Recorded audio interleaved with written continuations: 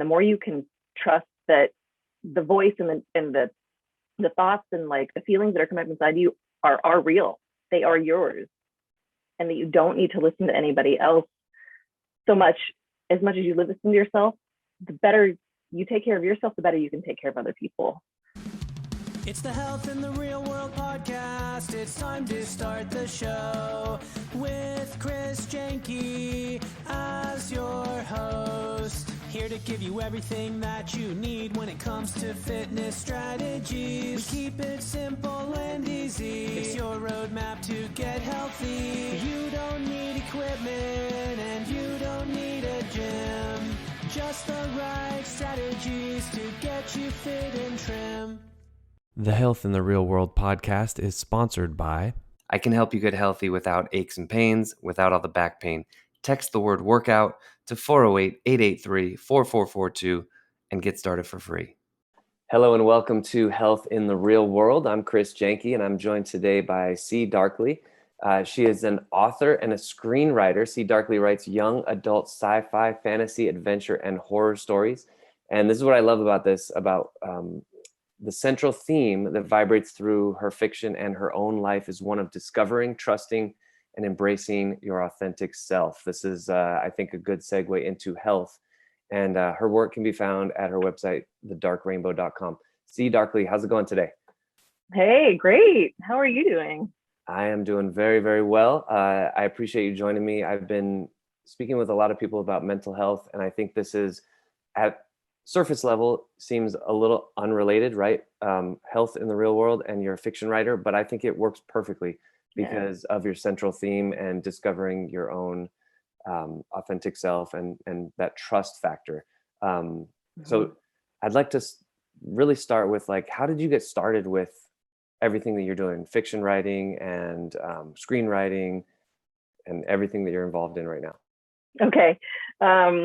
Well, I got started probably when I was like 5 years old. Like, I wouldn't say I was writing, but I was like writing in my imagination. And one of the funniest things that happened was I pulled out a bean bag, I was like 5 in the playroom, and I unzipped it and dumped it all out and made the like Empire Strikes Back, like snow planet face.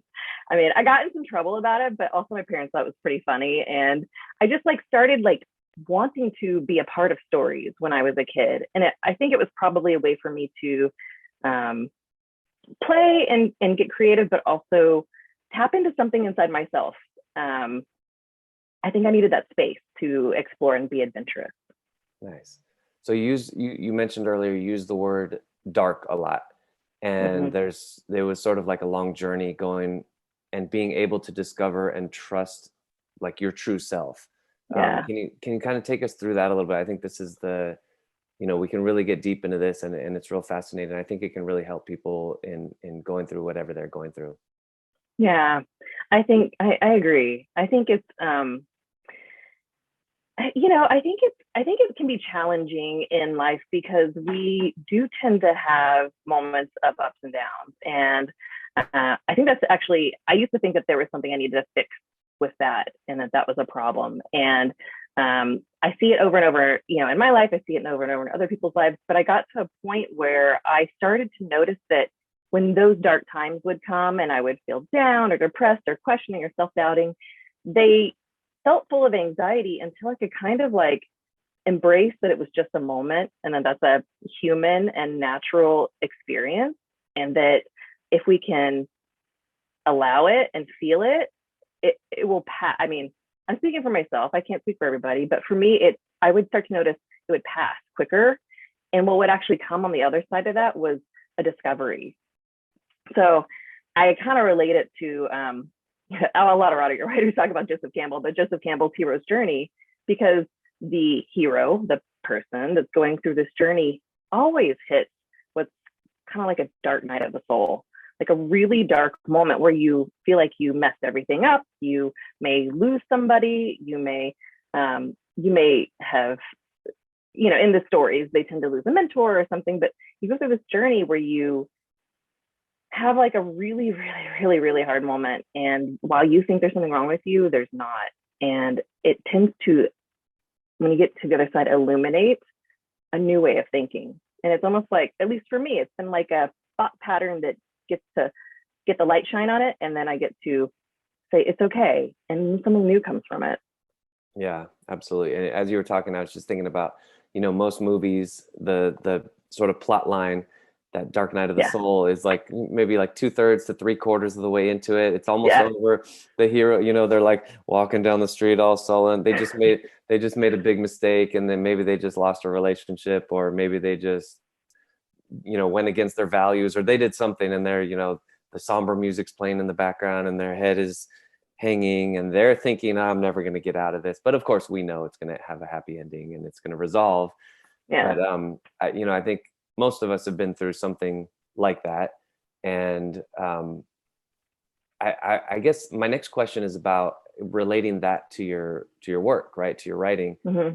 So how much of your writing is really just taking your own experience and sort of personifying it through another character? But, even though it's labeled, right, it's labeled fiction, right? But really you can't write fiction without some truth coming into it. So how has that sort of informed your work? Yeah, a lot. And not even consciously. It took a while to actually look at my stories and say, oh, that is about me. This is an experience I had. And that may sound like, whoa, to some people that may sound like duh, but like I think that what I found is that writing can be therapeutic, whether it's a story, it's poetry, it's a song, it's you're drawing in the sand.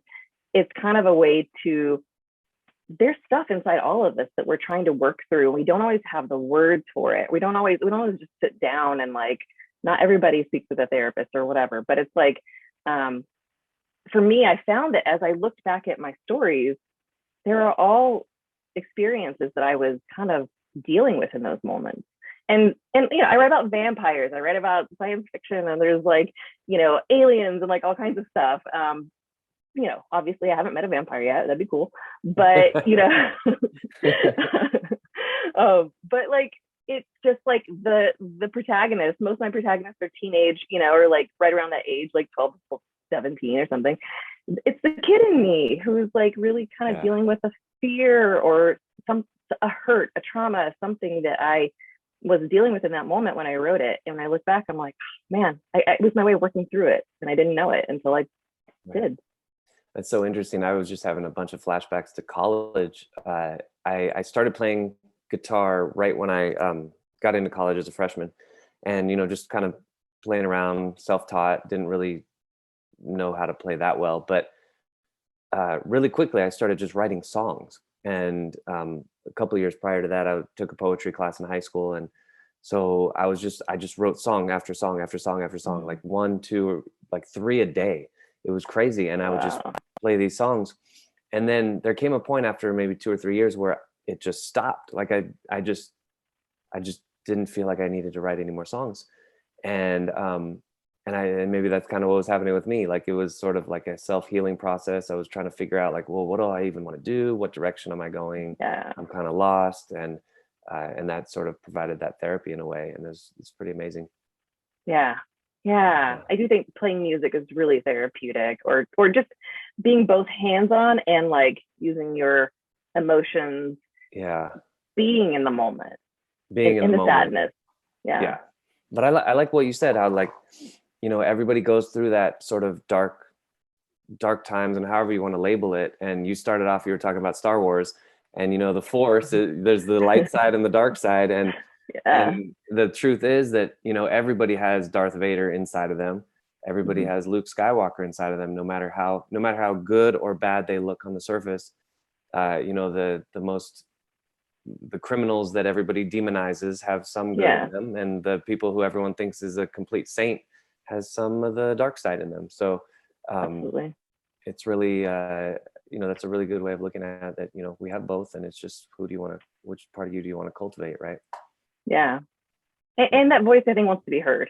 So it's like, what is that dark side telling me, and can I listen and just give a little bit of sympathy and maybe learn from it? So So actually that's a good segue into my next question, because I'm just going to repeat what you just said. What in your particular case, what was that side of you trying to say? What was it trying to articulate? Yeah, that's a great question, because when I finally stopped, instead of trying to like fix myself and think that, I'm broken and all these, every time this comes up, there's really something wrong with me. When I stopped putting that kind of judgment and also pressure on myself, I could actually give myself love. And there was this, I started talking to people who, and like my partner, who talk about the little kid in you and how it's actually that little kid that wants to be heard, that needs to be heard. It's like the kid that kind of like got, didn't feel like they belonged somewhere, didn't get unconditional love, or didn't get supported, or got neglected or got ignored or whatever. It's like that little kid, it gets to a point where they have to scream at you. And that is the anxiety that we feel. It's like the kid inside is saying, this situation isn't right. This job isn't right. This partner isn't right. And you're not listening to me. So I'm going to make you shut down, or I'm going to make you stop being able to talk. Or I'm going to, it will start to manifest, whether it's in physical forms or in just like a feeling, or, that for a lot of times it would feel it in my chest, my throat, sometimes my head. And I wouldn't feel safe to say be who I was, to say the things that I was like creatively thinking, or even just like my own beliefs and opinions, because my kid didn't get that safe space to be anything other than right or wrong. Like, this is right, this is wrong. It was a very black and white world. And, I love my parents, and we've like worked through a lot of stuff, but like, I think they got taught the same lessons, that it's very black and white. And if you're not this, then you're wrong. And so it made me as a kid kind of like shut down to being able to say things that were different than what other people were expressing around me. And eventually my kid just was screaming at me so loud at me that it's like I just felt like somebody was strangling me. And I think what changed for me was just being like, okay, I actually need to stop and listen and honor that I don't have to be like anybody else. And that's not like I'm special. It's like we're all special. We all are unique. And we all, if we can stop and listen to that voice inside of ourselves, embrace that voice, and trust that we are on the right path, the more you listen, the more you'll be taken on your path. And it starts to become apparent. It starts to become kind of like intuitive. You're like, this feels truth. This feels like my truth. And whereas like when you hear like, no, this isn't like, even I don't want to go to this, I don't want to drive down this road, or like, it's like, it almost always like manifests in some way where you're like, oh, I should have just listened to that voice. So I don't know if I answered your question, but oh yeah, that's huge. The kid. Yeah, I mean, I like what you said too about how you would actually feel it, like in your chest or your throat or the top of your head. That like these physical manifestations of going the wrong direction, or I don't want to even say wrong, but like just going against yourself, right? Yes, exactly. And that little child inside of all of us as adults, we get sort of good at repressing that, and in the name of fitting into society. And by the time we're adults, we don't even know we're doing it because we're so good at it.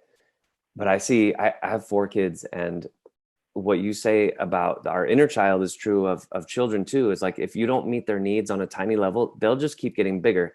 They have no qualms about screaming in your face about what they need.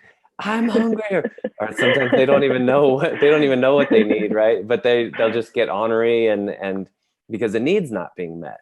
Yeah. And it's the same with us as adults. Is like, if a need is not being met, then something's not going to feel right. You're going to feel it in your solar plexus or your throat or somewhere. And I agree with you. Like, those are very important signals that we need to listen to, really pay attention to. Yeah. I love that kids will speak up, because great, right? Like, that's awesome. It's like, in a lot of ways, my kids, I mean, obviously kids are like work in progress, and they haven't developed into who they truly are eventually going to be. But then again, we're all works in progress. And always. That is something that's pretty admirable about kids, is like, they're like, I don't care. I'm just going to scream. Oh.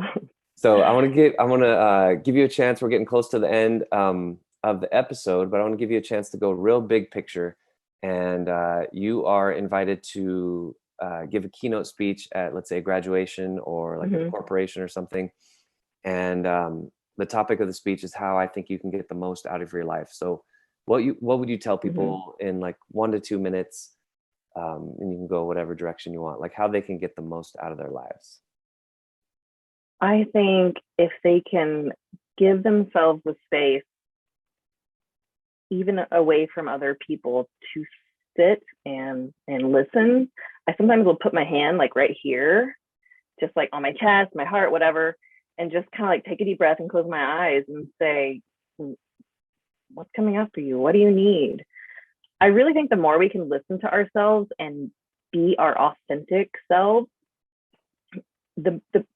I mean, I want to say the better the world could be, because I feel like so many times we start to feel like we have to do something, that we don't have choice, that there's these, should kind of thing. And I know that that's hard to kind of think that you do have a choice.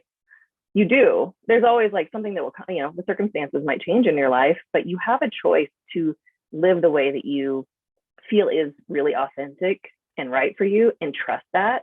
And the more you can trust that the voice and the thoughts and like the feelings that are coming up inside you are real, they are yours, and that you don't need to listen to anybody else so much. As much as you listen to yourself, the better you take care of yourself, the better you can take care of other people. The more you can love yourself, the more you can love other people. Like RuPaul says that at the end of every Drag Race episode, if you can't love yourself, how in the hell are you going to love somebody else? And I think it's true. Very true. Very true. And there's, yeah, that's well said. I don't even need to add to it. It's RuPaul's words. Nice. Well, C. Darkly, how do people get in touch with you? What's your website, social media? Yeah, great. So I have a website called The Dark Rainbow. You can just Google search thedarkrainbow.com, or you can put in the .com yourself. But I am on definitely on Instagram, and it's under The Dark Rainbow Stories. I'm gonna start working on TikTok because that could just be fun. And then I actually have a free short story available on my website. It's called Jaws. It's a young adult big wave surf story. I actually lived on Maui for a couple of years, so I wrote a short story, and it's about Maui's most promising surfer, 15-year-old Mele Kanaloa, and her quest to ride one of the ocean's biggest waves, which is called Jaws. And they can definitely go download a free short story at thedarkrainbow.com/Jaws-opt-n. Awesome. That sounds cool. How long is that story? I want to see if it's only 15 pages. So it's a quick read. It's really action packed. It's I think it's really fun. It's also fun to just be there on the waves. Right. And then you'll end up on my newsletter list, and you can get another short story. I have a sci-fi story. I have a vampire story coming out. There's all kinds of fun goodies. Oh, that's awesome. I'm gonna show my son that. My son's 10. I think he'll be interested in this. I think it's perfect for him. Awesome. Oh. Well, thank you so much. Again, this is Health in the Real World. Thank you. Chris Janke, joined today by C. Darkly. Thank you so much for joining me today. Appreciate it. Thank you so much. It's the Health in the Real World podcast. It's time to start the show with Chris Janke as your host. Here to give you everything that you need when it comes to fitness strategies. We keep it simple and easy. It's your roadmap to get healthy. You don't need equipment and you don't need a gym. Just the right strategies to get you fit and trim.